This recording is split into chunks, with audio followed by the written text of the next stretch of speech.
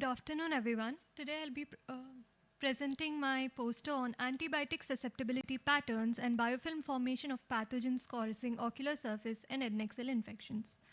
To start with, knowing the etiology of eye infections and their local sensitivity profile is important for us to guide and select the initial antibiotic therapy and also optimize our management. Why is it important? Inappropriate and irrational use of antimicrobials provide favorable conditions for these resistant microbes to emerge, spread, and persist.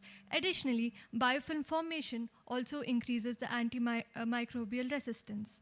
So, my aim of the study is to assess the bacterial profile, get the antibiotic susceptibility and sensitivity of these ocular surface pathogens, and also understand their biofilm forming potential.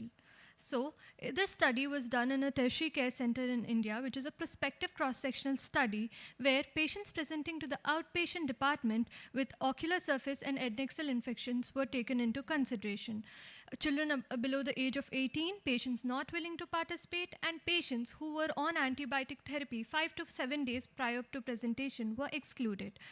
So, as soon as a patient presents with ocular surface or adnexal complaints, the socio-demographic and clinical details were noted, appropriate samples were collected and sent for gram staining, blood agar, chocolate agar, and antibiotic susceptibility based on Kirby-Baugh disc diffusion method using CSLI guidelines. If they were turned positive, a 96 flat bottom microtiter plate was used for biofilm formation potential. So coming to the sample size, I've got 87 samples, out of which only 41.3% had bacterial growth, 7 had fungal growth, and 50.5% had no growth. Now coming to the organisms that were isolated, gram-positive were more common, among which Staphylococcus aureus was 19 out of 21 samples that were noted, and among the gram-negative, Pseudomonas was also the most common. We've also got some atypical organisms like Citrobacter and Morganella in our isolates.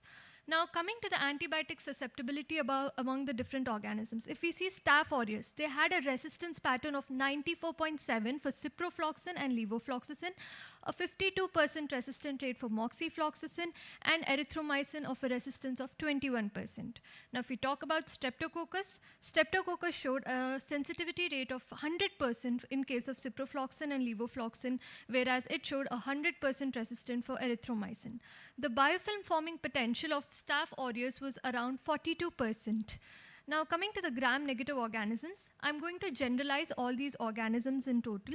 So their resistant rate for ciprofloxacin was about 40%, and that of amikacin was 26%, and that of tobramycin was 12%. If you see Pseudomonas had a resistance pattern of 25% for ciprofloxacin. So a similar study was done in southwest Ethiopia, where they found that ciprofloxacin and gentamicin had better activity, and coagulase negative Staphylococcus followed by Staphylococcus aureus were more common, and in gram negative there were Pseudomonas and Klebsiella that were more seen, and the biofilm forming potential was maximum with Pseudomonas followed by Klebsiella and cons. So it is important for us to understand and use antibiotics rationally in order to maintain their effectiveness for future use. These are my references. Thank you.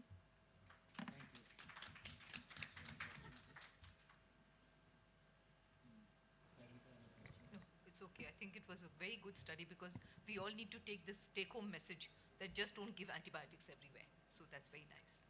How does it compare with the standard culture positivity rate across India?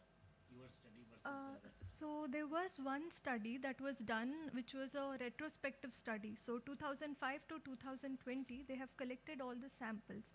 So they had about 5,000 samples, out of which 1,000 samples had positive bacterial growth. In that, they showed that around 50% resistance to all the fluoroquinolones that we are using. So that is. Thank you. Thank you so much.